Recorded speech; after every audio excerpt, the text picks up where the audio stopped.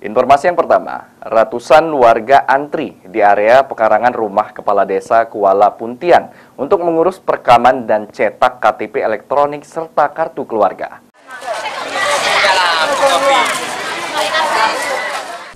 Adanya program jam kunci dari Pemkab Banyuasin melalui Dinas Dukcapil membuat warga desa Kuala Puntian merasa terbantu dalam melakukan pembuatan KTP elektronik dan kartu keluarga.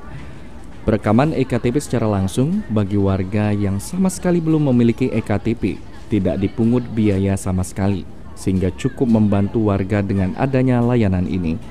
Dalam melakukan perekaman eKTP, tidak harus ke kantor camat yang jarak tempuhnya cukup jauh dari desa. Merasa sangat terbantu karena akses keluar kan jauh. Terus kalau misalnya hujan, jalan di sini kan masih tanah, otomatis jalannya kayak susah untuk dilalui. Jadi sangat terbantu. Sementara itu, Kepala Desa Kuala Puntian berterima kasih kepada pemerintah Kabupaten Banyuasin yang telah membuat program jam kunci karena sangat bermanfaat bagi warga desa. Jarak tempuh cukup jauh dari kecamatan maupun kabupaten, dapat mengurus pembuatan eKTP dan kartu keluarga lebih dekat dan mudah dan tanpa dipungut biaya.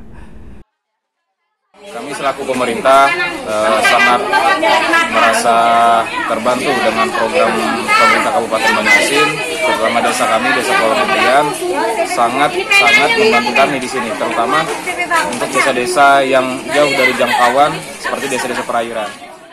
Pemerintah desa berharap pemerintah desa terus meningkatkan pelayanan kepada masyarakat, khususnya masyarakat di pelosok desa, dan membuat program-program mendukung warga desa.